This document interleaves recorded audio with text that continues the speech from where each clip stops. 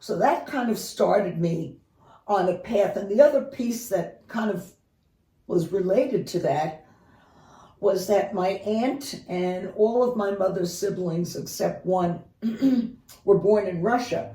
So they came here. Of course, English was not their native language. And my aunt, Etta, who I was especially close to, had a deep sense of shame that she, not so much that she had an accent when speaking, but that she spelled phonetically, even though I thought she was incredible in many ways. And so that sense of shame about language, about not spelling correctly, even though it was for a different reason. I mean, she didn't have any disabilities that I was aware of, but I knew how pained it was for her to put something in writing. And as a matter of fact, when I was in summer camp, I would beg her to write me letters, and she would only very hesitantly would do it out of her love for me, but I could see that it was at a cost for her. And I wanted to help people who had that sense of shame. How about that? That's pretty deep. Very personal. Mm-hmm. Yeah. So, all right, you're making your way through college. Mm-hmm. You're heading towards your ultimate degree, which was in neuropsychology. Right. Well, it was yes, at first psychology and then neuropsychology. Neuropsychology. Yeah. And during that period, are you still working with students? I started working with students, let's see, I think it was early on, way before I got my doctorate. It probably, well, I know professionally and in an institution at Fairleigh Dickinson where I was employed, one of the schools where I was employed, I provided counseling and tutoring to students that either had been diagnosed or were suspected of having some type of learning issue. So I was then, I think that was probably at the earliest stage. Maybe I had done a little work privately before that, but that was the first institution where I worked. Okay. So you're getting these degrees while you're helping students along the way, and I'm sure learning from your successes with these students. Oh, absolutely. Yes, I learned. Well, what I learned early on, and I wrote about this in the book, is when I was working with these students and I could feel the commonalities that we shared, I thought it would be helpful for the students to know at least something about my experiences, the what we shared. And my colleagues, they had kind of an interesting reaction. It was many years after I was working in the first institution that I decided to share my own diagnoses. I was afraid of discrimination, which had happened.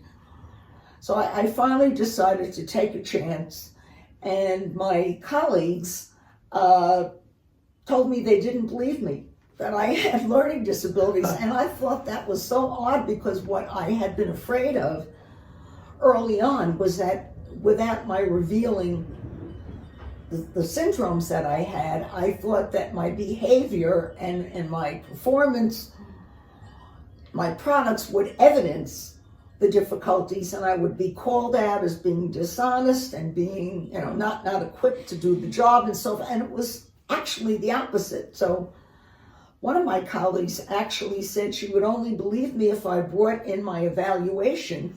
And I said I had no intention of doing that. And then I decided to share this with my students, although I was advised that they would lose confidence in me. That did not happen.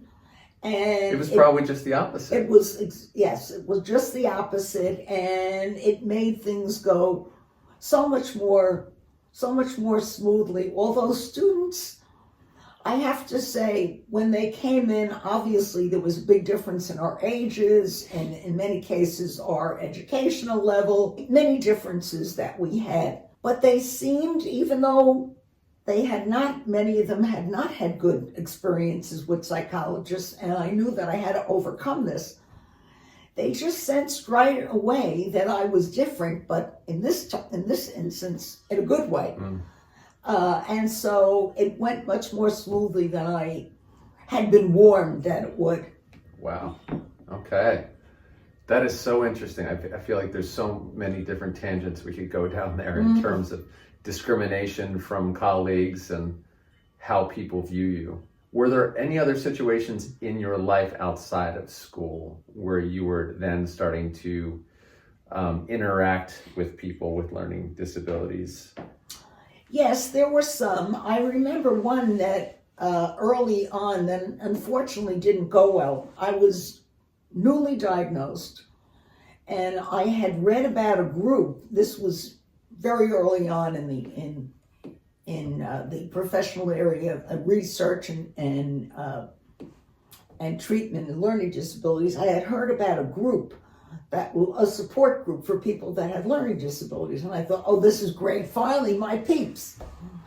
Well, as it turned out, it didn't go well because these people were much more severely compromised than I was, and they were they were there with their parents, although they were adults, and they were almost hostile toward me, as if, I had no business in being there because I wasn't as, I didn't have the same life experiences that they had. Yeah, so that was very disappointing. I never found a group that I felt I fit into. I would like to have a group like that. I would love to have a group of professionals that had learning disabilities and attentional disorders, not necessarily in my field, but I haven't found it. I think some groups like that probably exist, but not in my area, at least not to my knowledge. So you're getting your doctorate and you finally get done. And what's that like? When I first got the doctorate, I was surprised that I had a letdown. It was almost like, I had just given birth, and now what? So I was working, and I thought it might be too much for me to have a practice and be working, because even though I wasn't officially required to, I did bring work home. I always thought it was very important to be current. So all through my academics, I have been a member of the acronym of the group is AHEAD. It's an association for disability professionals like myself to keep abreast of the research in the field, to go to conferences, and there's a journal, and there's a newsletter, and there's just a lot of information. I was reading that and the journals, and I was quite busy. I think what was maybe one of the most difficult aspects of it was that I no longer had, for a period of time between before I started my doctorate and before I started my certification, I didn't have the structure of school. Although I found myself under a great deal of pressure when I was in school because of the disorganization. I had to do my written work over many, many times. I knew I needed a lot of time to do that, and I wanted to make sure that I had that time. I didn't want to overbook myself. But I thought, well, this is going to be a relief. Now I don't have this burden of having to study for tests, which was not easy for me. Memorization is not a strong suit. So again, when a professor, and here's an example of a compensatory technique that I used. When a professor assigned an exam for, let's say, the following week or whenever it might have been, even a longer period of time, I started on that day to memorize the material, to get it ready if I didn't have it, and then to memorize it, because I knew that I needed that additional repetition in order to to have it. Yeah. You get the EDD, you work for a bunch of years, and at some point, the idea of this book comes into your mind. When did you know you wanted to do it, and when did you finally decide to do it? Well, I think I was working on the book. It was just published, so it was published in 2023. I would say it was at least about 10 years, maybe even more. I think it was right after my mother died.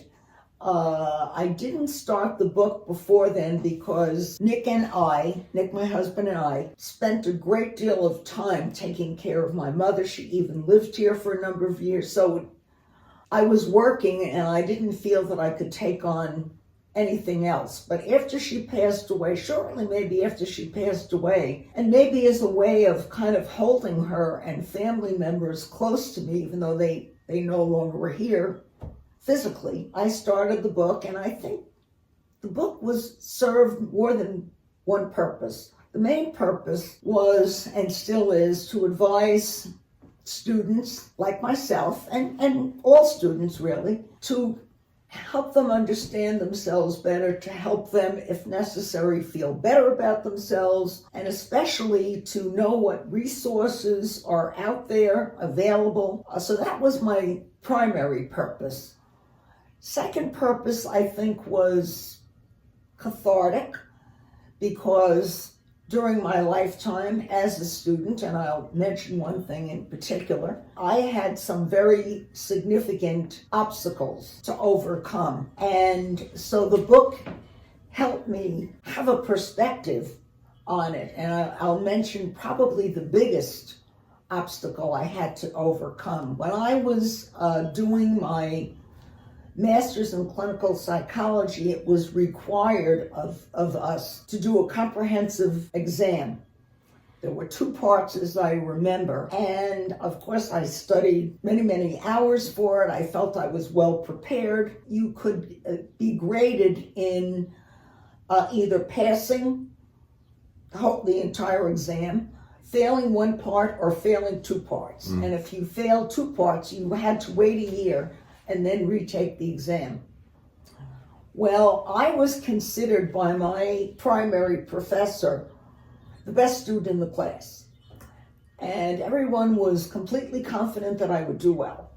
And I was confident, although that was unusual for me, that I would do well. And I got back the grades, paradoxically, on the same day that I got a bulletin from Fairleigh Dickinson telling me about what my peers had been doing. I got back my grades, and I had failed both parts of the exam.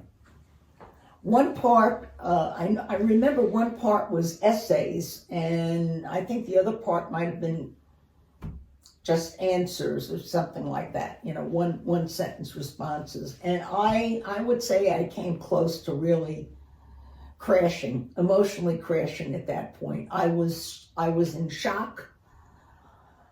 Ultimately, I did find a school psychologist who tutored me. As I said, I had to wait a year. I remember my mother came, the letter came from the school, and she stayed the afternoon, which she usually did.